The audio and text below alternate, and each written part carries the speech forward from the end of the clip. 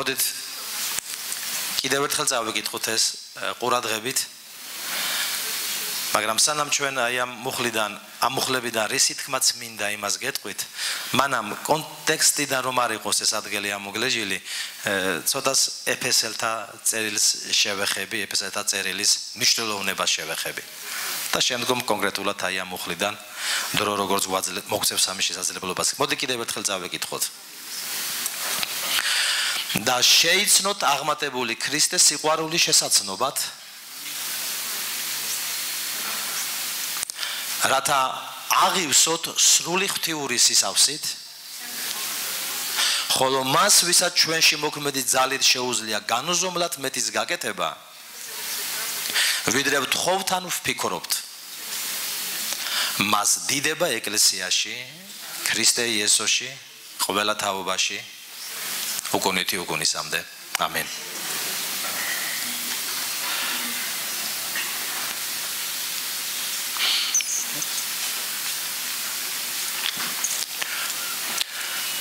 ზოგადად შეიძლება ითქვას, რომ ეს წერილი, ეფესელთა მიმართ წერილი, მოციქული პავლეს ეს წერილი განსხვავდება სხვა წერილებისაგან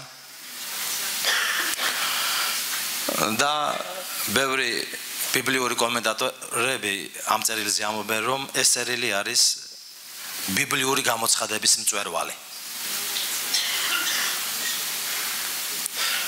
ისეთ სხვა წერილებთან ერთად, როგორც არის კოლასელთა მიმართ ასევე მოციქული პავლეს წერილი. ისინი დაახლოებით ერთი შინაარსის, დაახლოებით ერთი გამოცხადების არიან. და ეს წერილი სხვა წერილებისაგან განსხვავებით გამოირჩევა, რომ აქ ნაკლებად არის ლაბარაკი რაიმე დოქტრინალურ სწავლებებზე. აქ არის ნაკლებად ლაბარაკი იმ შეცდომებზე, რაც ეკლესიაში ხდება და ნაკლებად არის მოწოდება პასტორებისთვის, მწყემსებისთვის, როგორ აღმოფხრან ესა თუ ის შეცდომები და როგორც გამოასწორონ. და ასეთი რამ სხვადასხვა წერილებში საკმაოდ არის, მაგრამ არა ამ წერილში, არა ეფესელთა მიმართ წერილში.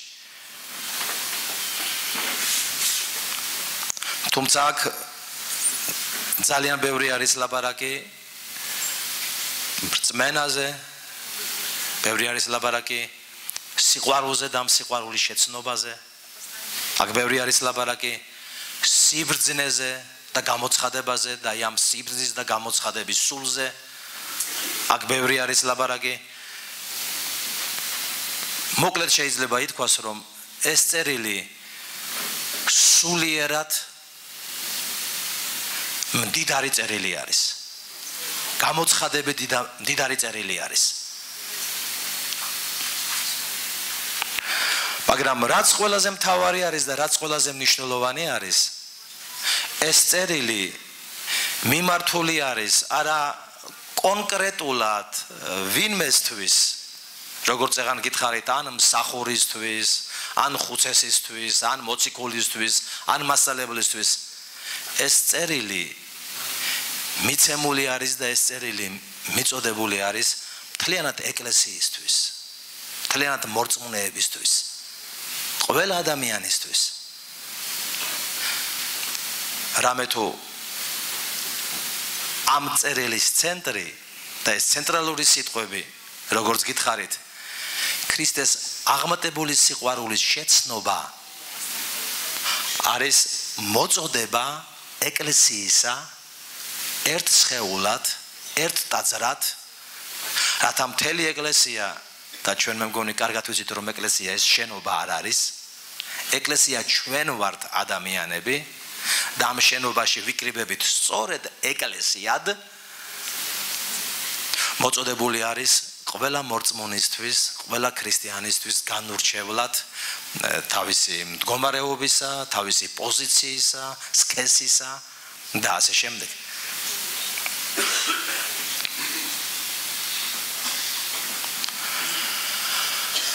და ამ წერილში, ეფესელთა მიმართ წერილში სიტყვა ქრისტეში, რაც ალბათ გადამწყვეტი მნიშვნელობის სიტყვა არის, სიტყვა ქრისტეში ანდა ნაცვალსახელით შეცვლილი მასში, ვისშიც, რომელშიც, ანდა სიტყვა ქრისტეში 36 ჯერ არის ნახმარი, როდესაც აი ეს სიტყვა მთლიანად ახალ აღთქმაში სულ 150 თუ 160 ჯერ არის, ანუ 1/5 და კიდევ უფრო მეტი ამ წერილში არის გამოყენებული ეს სიტყვა ქრისტეში და მიზეზიც ცხადი არის ყველაფრის ადგილი რაც ადამიანს მისი შეცნობისთვის, მისი გამოცხადებისთვის თუ თავის ცხოვრებაში პრაქტიკული შედეგებისთვის, კურთხევებისთვის სჭირდება, სულ ყველაფერი ეს არის და ხორციელდება ქრისტე იესოში. ამიტომაც ამ წერილის მოწოდება არის, ძირითადი მოწოდება არის, რომ სწორედ ქრისტეში არის ყველაფერი ის. იგივე ამ წერილში წერია ეს ფრაზად, რომ მასში ქრისტეში ნაკურთხი ვართ ყოველგვარი სულიერი კურთხევით. ქრისტეში მასში ვართ ნაკურთხი ყოველგვარი სულიერი კურთხევით ქრისტეში და ქრისტეში არის ყველაფერი აღმატებული სახით და აღმატებული ფორმით, რაც ადამიანს სჭირდება ღვთისმოსაობისთვის, რწმენისთვის, სიცოცხლისთვის. დიდება უფალი იესო ქრისტეს. ეფესელთა წერილის 6 თავიან წერილს თუ გავყოფთ ორ ნაწილად, პირველი 3 თავი ლაპარაკი არის იმაზე, როგორ გამოგვისყიდა ღმერთმა ქრისტე იესოში, ხოლო შემდგომი 3 თავი ლაპარაკი არის იმაზე, გამოსყიდულებმა როგორ უნდა იცხოვრონ ქრისტე იესოში. ანუ ეს წერილი გვაძლევს თეორიულ ცოდნას, მიხვედრას, გაგებას ღმერთმა ქრისტეში რა გააკეთა და ასევე პრაქტიკულ დამორწღვრას როგორ ვიცხოვროთ მასში, რათა მასში გაკეთებული განხორციელებული იქნას ჩვენში.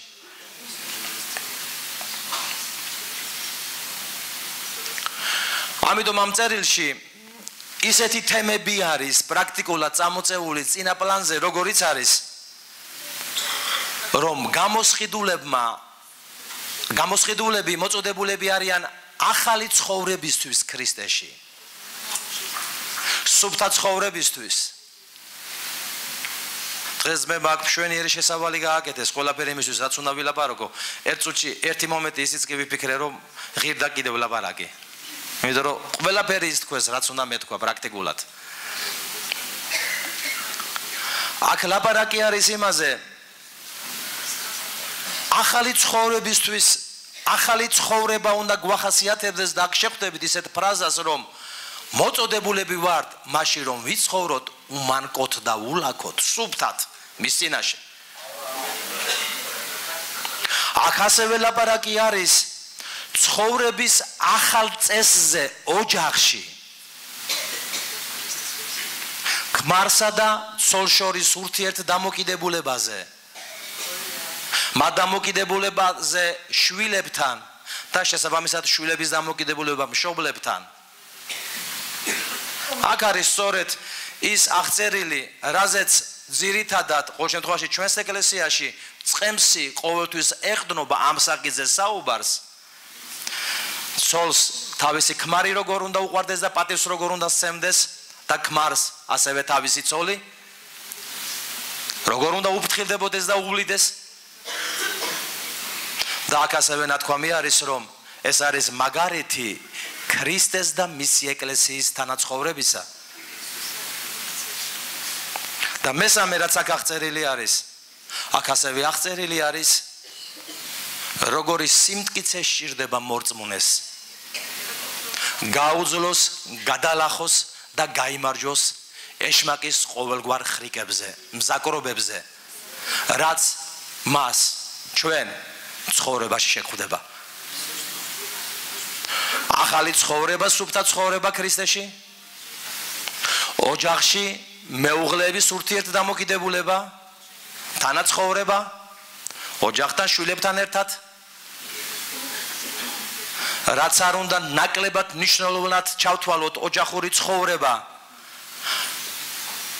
იმასთან შედარებით, რა არის ეს ქრისტესთან, მის დიდებასთან, საუკუნო ცხოვრებასთან, ჩვენ აღმოვაჩენთ, რომ მას სერიოზული წინააღმდეგობის გაწევა და დარტყმის მოტანა შეუძლია. ჩვენ რწმენაში, ღმერთთან ურთიერთობაში და მსახურების განხორციელებაში. ამიტომ ნებისმიერმა და განსაკუთრებით მოწოდებულმა მსახურებისთვის ამას თავისი ყურადღება უნდა დაუთმოს აუცილებლად. სხვანაირად პრობლემები ექნება და სერიოზული პრობლემები ექნება. და როგორც თქვი, როგორ ისწავლონ მორწმუნეებმა, იქნენ აღჭურვილნი სრული ღვთიური საჭურველით, რათა ეშმაკის მზაკვრობები და წინააღმდეგობები, რაც შეხვდება ცხოვრებაში, იქნას გადალახული. აქ სწორედ ამ წერილში ორი უდიდეს საკითხზე ლოცვა არის შემოთავაზებული მოციქული პავლეს მიმართ. პირველი, რაზეც არის შემოთავაზებული ლოცვა, ეს არის ლოცვა სიბრძნის და გამოცხადების სულისთვის, რისთვისაც უნდა ლოცულობდნენ მორწმუნეები. და მორწმუნეები არ უნდა ლოცულობდნენ იმისთვის, რომ ღმერთო ეს მომეცი და ის მომეცი. ასეთი ლოცვები ხშირად შემოდის, დღესაც წავიკითხეთ ჩვენ და ძირითადად ადამიანების ლოცვები გადატანილი არის ყოფით საჭიროებაზე და ცხოვრებაზე. თუმცა ამ წერილში გამახვილებული არის ყურადღება ორი მნიშვნელოვანი საკითხზე ლოცვა. პირველი, როგორც გითხარით, ეს არის სიბრძნის და გამოცხადების სულისთვის, რომ ღმერთმა მოგცეს სიბრძნის და გამოცხადების სული მისინების შესაცნობად. და ასევე აქ არის შემოთავაზებული ლოცვა, რათა ვლოცულობდეთ, ამას ვაკეთებდეთ სხვებთან ერთად, ინდივიდუალურადაც ვლოცულობდეთ და ამას ვაკეთებდეთ სხვებთან ერთად, რათა გავიზარდოთ ქრისტეს სიყვარულის შეცნობაში, ვიზრდებოდეთ მისი სიყვარულის შეცნობაში.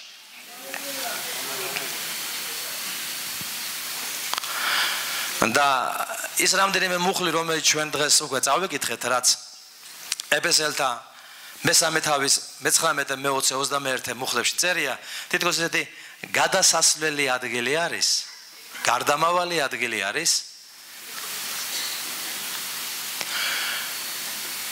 სწორედ აი ამ წიგნში იმასთან დაკავშირებით, როგორ უნდა გვწამდეს, როგორ უნდა ვლოცულობდეთ, როგორ უნდა ვითხოვდეთ და შემდეგ პრაქტიკულად ყველაფერ ამას, რასაც ღმერთისგან მივიღებთ, ვღებულობთ, როგორ უნდა ვახორციელებდეთ ჩვენ ცხოვრებაში.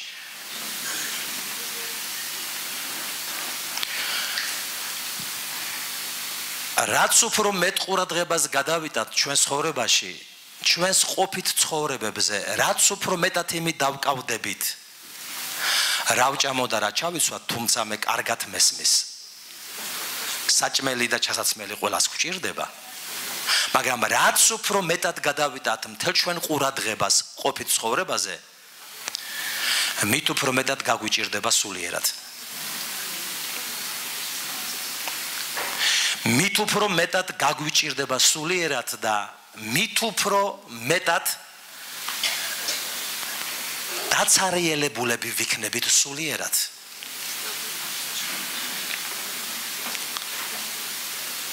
მაგრამ რაც უფრო მეტ ყურადღებას გადავიტანთ აი ამ აღმატებულის ძიებაში, აღმატებულისკენ სწრაფვაში, აი ამ აღმატებულის წვდომაში, მისკენ ლტოლვაში და მისი შეცნობისკენ მისი ხელი სულ უფრო მეტად დაეტყობა როგორც ჩვენს სულიერ ცხოვრებას, ასევე ფიზიკურ გამოხატულებას. რამე თუ ქრისტე იესოში ვართ ნაკურთხნი ჩვენ ყოველგვარი სულიერი კურთხევით ზეცაში. ეს არის ჩვენი აღმატებული მოწოდება. ეს არის და ეს უნდა იწვევდეს ჩვენში გამუდმებულ ინტერესს და ეს უნდა იწვევდეს ჩვენში გამუდმებელ ტოლვას, რომ ეს აღმატებული შეცნობა და მისკენ სწრაფვა და ძიება იყოს დამახასიათებელი ჩვენი ცხოვრებისთვის. არ შეიძლება ამან ჯილდო, პასუხი, მიღწევა, კურთხევა, შედეგი, რეზულტატი არ მოიტანოს. იმიტომ რომ ეს არის საიდკენაც გვიბიძგებს ეს წერილი, ეფესელთა წერილი, როგორც გითხარით, წერილი, რომელზეც ამბობენ, რომ ეს არის მწვერვალი ღმერთის გამოცხადებებისა წერილებში და სწორედ აქ არის ეს ყველაზე მნიშვნელოვანი.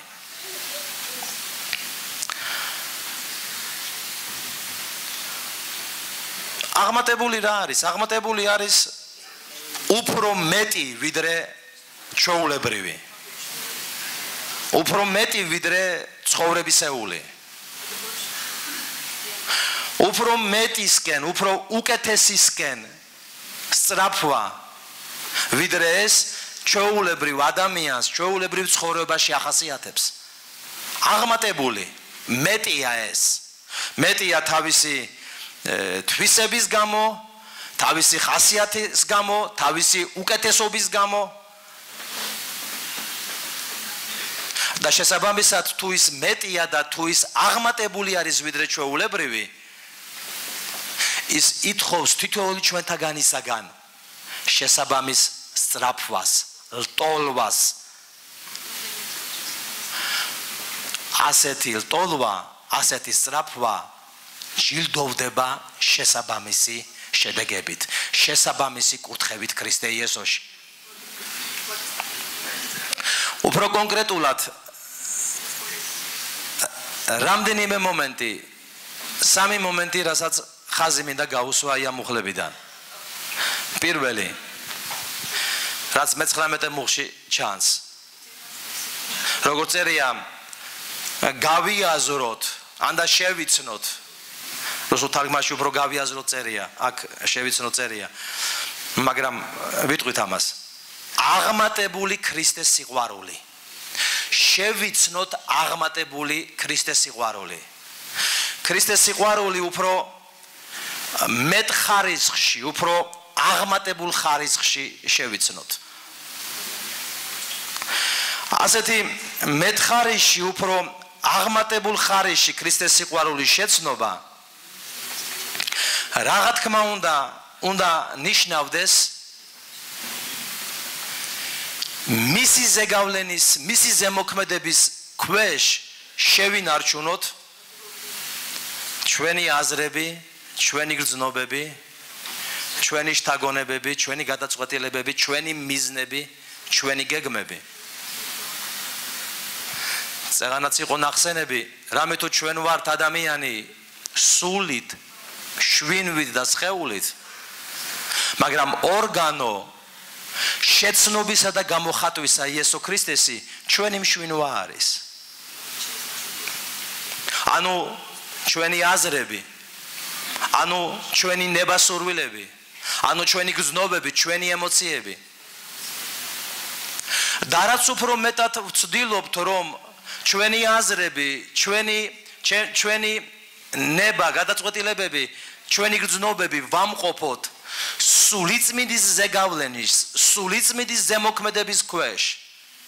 ქრისტეს სიყვარულის, აი ამისი აღმატებული სიყვარულის ზემოქმედების ქვეშ. ეს მით უფრო მეტ შეცნობას გვაძლევს და მით უფრო მეტ მიხვედრას და გამოცხადებას გვაძლევს იესო ქრისტესი. და ეს არ არის, როგორც წეღანი იყო ნათქვამი, მხოლოდ ცოდნის დონეზე. აქ უფრო მეტი მნიშვნელობის სიტყვა არის გამოყენებული ვიდრე ცოდნა.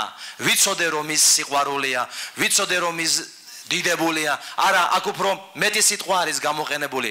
შევიცნოთ. და ცოდნასა და შეცნობა შორის არის ძირეული განსხვავება და ძირეული განსხვავება იმაში მდგომარეობს, რომ ჩვენც მისი ნაწილი ვხდებით, ჩვენც მისნაირები ვხდებით. ეს არა მხოლოდ ვიცით, ეს ვართ, ეს გავხდით. იმდენად ვიყავით მასთან ახლოს, რომ მას მივემსგავსეთ. იმდენად ჩვენი აზრები და ჩვენი გზნობები მისი ზეგავლენის ქვეშ ცხოვრობდა, რომ ჩვენ აღარ გვინდა მის ზეგავლენას მოწყდეთ და დაუბრუნდეთ ჩვენს თავს, ჩვენს გზნობებს და ჩვენს აზრებს, იმიტომ რომ ჩვენ კარგად ვიცით რეალურად რა არის ჩვენი აზრები, ხორციელი აზრები და რეალურად ვიცით რა არის ჩვენი გზნობები და ჩვენი მიდრეკილებები. აქ აგერ ერთ-ერთი თხოვნა ლოცვაზე ამაზეც იყო, რომ მიდრეკილებებისგან და ასეთი მსგავსი რაღაცების გაგვათავისუფლოს ღმერთმა. ამისგან თავისუფლება მხოლოდ რეალურად იმით შეიძლება, რასაც ვლაპარაკობ, რომ დიდხანს ვამყოფოთ ჩვენი თავი სულიწმინდის ქრისტეს აღმატებული სიყვარულის ქვეშ. დიდხანს ვამყოფოთ და არ ვრჩებოდეთ ჩვენს თავთან, ჩვენს თავში ისეთები, როგორებიც ვართ რეალურად. ის ძველი კაცი, ხორციელი ფიქრები და მიდრეკილებებით. სხვა ამისგან განთავისუფლების გზა არ არსებობს. ამიტომაც არის შემოთავაზებული წმინდა წერილები. ამიტომაც არის მოცემული სული წმინდა. ამიტომაც გვაქვს მისი სიტყვა და ამიტომაც გვაცნობს სული წმინდა მის აღმატებულ სიყვარულს, რომ მის ზეგავლენის ქვეშ ვიცხოვროთ. დავჭეთ, რაც შეიძლება დიდხანს. მეტხანს ხანგრძლივად. თუ ცუდ საზოგადოებას გააჩნია იმისი უნარი, რომ ცუდისკენ გარდაქმნას ადამიანები, კარგ საზოგადოებასაც გააჩნია იმისი უნარი, რომ კარგისკენ გარდაქმნას ადამიანები და რა შეიძლება იყოს ამაზე კარგი საზოგადოება, ვიდრე ქრისტე შენში და ჩემში, ვიდრე სული წმინდა შენში და ჩემში. უბრალოდ პრობლემა ის შეიძლება იყოს, რომ შეიძლება დიდხანს ჩვენ ვერ ვახერხებდეთ მისი ზეგავლენის ქვეშ ცხოვრებას. და ეს ადვილი მისახვედრი არის ხოლმე ხანდახან ქებადიდების დროსაც. დაიწყება ხოლმე ქებადიდება, პირველი რამდენიმე წუთით ადამიანები ამას ენთუზიაზმით აკეთებენ, მაგრამ ბოლოსკენ უკვე ნახევარზე ნაკლები მღერის.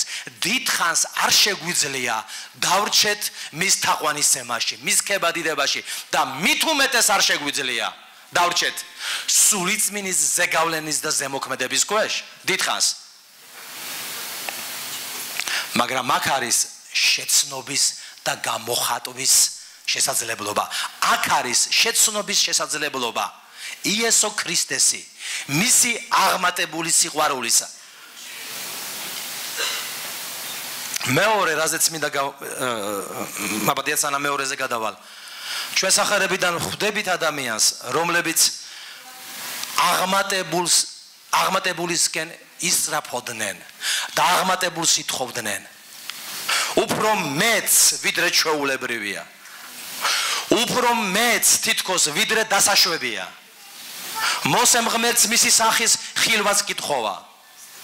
მოსე მტკიცე იყო ასეთ ლოცვებში, რომ მისი გზებით ევლო და შეეცნო ის ამას ითხოვდა, ხშირად იმეორებდა.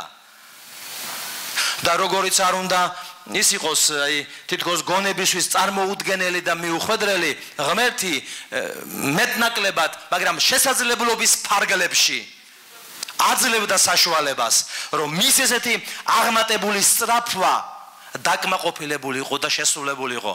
სახე არ უჩვენებია უთხრა, რომ ვინმე რომ ჩემი სახე ეხილოს მოკვდებაო, მაგრამ სამაგეროდ შესაძლებლობა მისცა, რომ უკნიდან, ზურგიდან ენახა, ანუ ნაწილობრივ შესაძლებლობის ფარგლებში დაეკმაყოფილებინა მისი თითქოს ახირებული, მაგრამ რეალურად აღმატებული სურვილი და აღმატებული ვედრება და აღმატებული თხოვნა. განა პეტრეც ასეთი არისო? პეტრემაც თხოვა იესოს, რომ ნება მომეცი წყალზე გავიარო. როგორ ფიქრობთ პეტრემ არ იცოდა რომ წყალი თევზისთვის არის და კაცთათვის ღმერთმა ხმელეთზე სიარული დააწესა? მაგრამ მისი სული ასევე აღმატებულს ითხოვდა. მის სულს რაღაცა აღმატებული უნდა და უფრო მეტი ვიდრე ჩვეულებრივი, ვიდრე ნომინალური, ვიდრე ყოფითი რაც არის. ჰალელუია. და რა თქვა იესომ? უთხრა იესომ, პეტრე განა არ იცი რომ წყალი თევზებისთვის არის? არა, მან უთხრა, მოდი. მის ამა შესაძლებლობა თუნდაც რამდენიმე წამით გაევლო წყალზე. მის ამა შესაძლებლობა რომ აღმატებული განეცადა თუნდაც რამდენიმე წამით. თუმცა ამ სხეულში და მხორში ალბათ შეუძლებელია ბოლომდე გამუდმებით ამ შეგრძნებაში, ამ შეცნობაში, ამ მდგომარეობაში, თუნდაც ამ ზეგავლენაში, თანდასწრებაში, იმიტომ რომ ფიქრებში შემოიპარება ხოლმე სხვადასხვა ფიქრები და ხანდახან წაგვიტყუებს ხოლმე და გარკვეული ხანიც გვიგრძელდება ეს გზნობები შესაბამისად ამ ფიქრებს და აზრებს მიყვება ხოლმე. ალბათ შეუძლებელი არის, მაგრამ მიუხედავად ამისა სული წმინდა არის ჩვენში, ეს აღმატებული სული არის ჩვენში, რომელიც გვასწავლის რომ აღმატებულად ვიფიქროთ და ამ აღმატებული სულის თანდასწრება იყოს ჩვენს ყოფით ცხოვრებისეულ აზრებზე, გრძნობებზე და გადაწყვეტილებებზე. ქრისტე იმისთვის არ მოვიდა დედამიწაზე, რომ ის მიწიერი გამხდარიყო და მიწის დონეზე ყოფილიყო დაყვანილი. ქრისტე მოვიდა დედამიწაზე რომ ჩვენ მიწიერები, რომელიც მიწის დონეზე ვიყავით დაყვანილები, ჩვენ ავემაღლებინეთ სულის დონეზე და ჩვენ ავეწიეთ სულიერის დონეზე. ეს სული, ეს მართლაც აღმატებული სული, გამუდმებით აღმატებულს ეძებს და ითხოვს ჩვენში. და ადამიანი რეალისტი არ იქნება თუ ამას ვერ დაინახავს.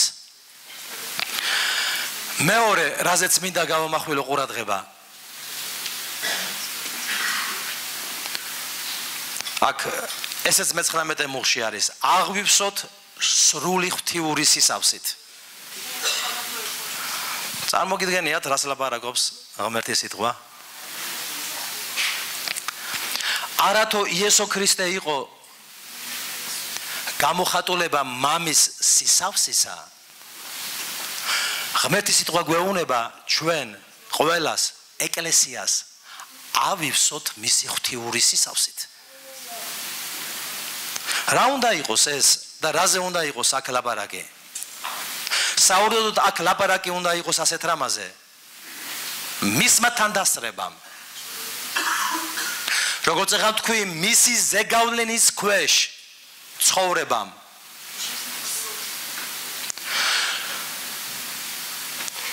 იმდენად უნდა მოიმატოს, იმდენად უნდა გაიზარდოს ჩვენში, რომ ჩვენ შინაგან კაცში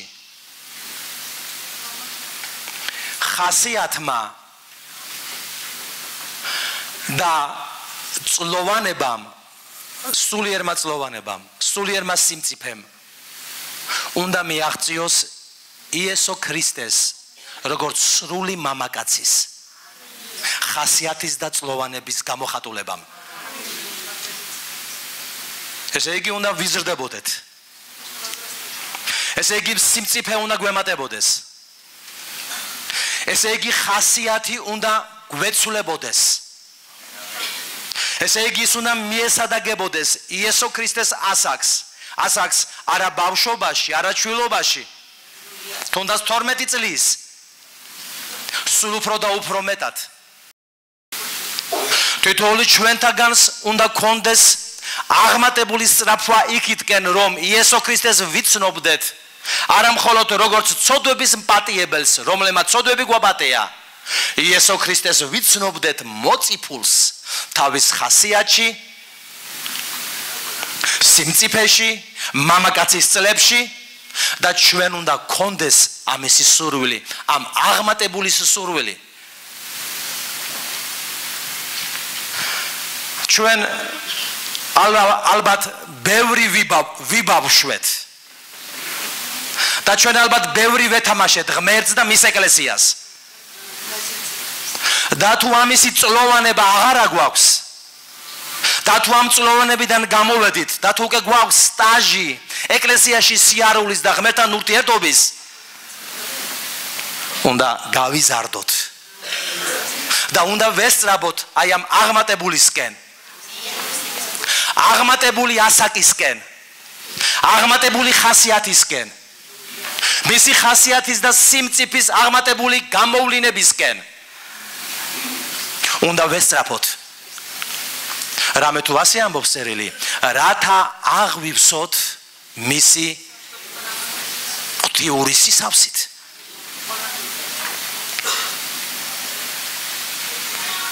შეიძლება ეს ბავშვობა და შეიძლება ეს თამაში ზოგს გვემართებოდა უცოდინარობის გამო ზოგს შეიძლება გვემართებოდა უხასიათობის გამო ჩვევების გამო გადმოყოლილი მაგრამ რაც არ უნდა იყოს უცოდინარობა თუ უხასიათობა წმინდა წერილი გვეუბნება უნდა შევიცნოთ ის და მისი ღვთიური ხასიათით მისი ღვთიური სისავსით უნდა აღვივსოთ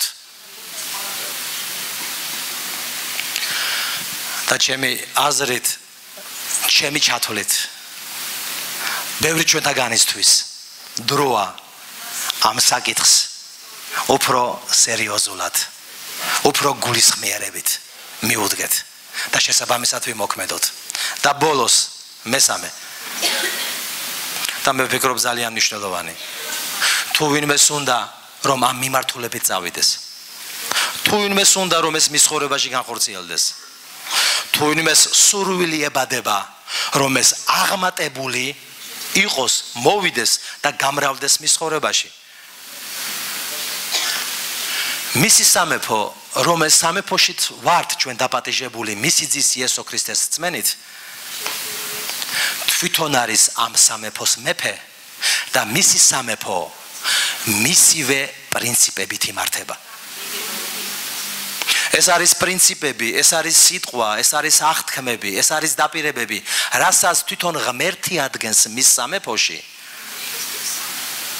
და შესაბამისად მისი სამეფო მისი პრინციპებით იმართება ბევრი რამის ჩამოთვლა შეიძლება ეხლა ამის შესაძლებლობა არ არის თუმცა ერთ რაღაცაზე მაინც მინდა ოდნავ ყურადღება გამომახვილო კერძოდ ერთ-ერთი ძლიერი პრინციპი მის სამეფოსი არის კაცი რასაც დათესავს იმას მოიმკის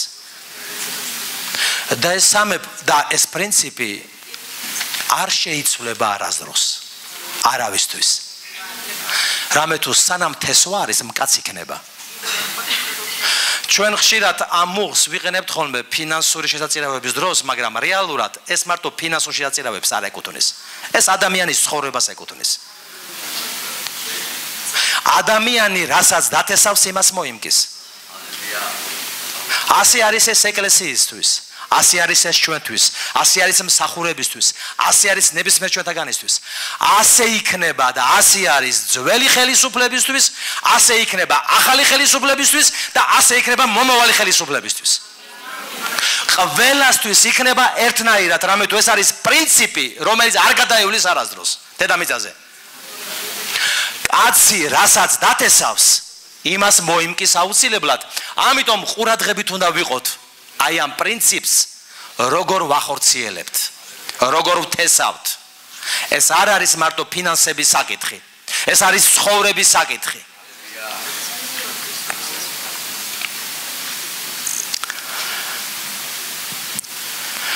შესაბამისად მე ოცე მუხლი ამბობს რომ მას განუზომლად მეტის გაკეთება შეუძლია განუზომლად მეტის გაკეთება შეუძლია არა მარტო ის რასაც ვითხოვთ ვიდრე ვერც კი ვიფიქრებთ იმდენის გაკეთება შეუძლია და რა გასაკვირია როცა აღმატებულს ესწრაფი განუზომლად მეტი რომ მოვიდა შენ ცხოვრებაში მე არ გამიკვირდებოდა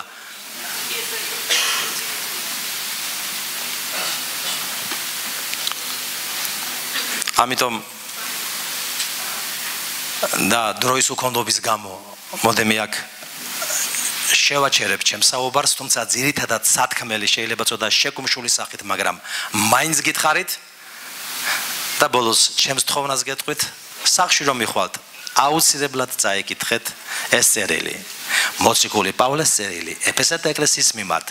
ნუ წაიკითხავთ ჩქარჩქარა და გადარბენით, წაიკითხეთ ყურადღებით, ლოცვით, ფიქრით, განჟით და ნახეთ რა მარგალიტები არის აი ამ წერილში გამოცხადების მწვერვალები უფლის შემეცნებისა და მისი დიდებისა. გვაკურთხოს უფალმა იესო ქრისტე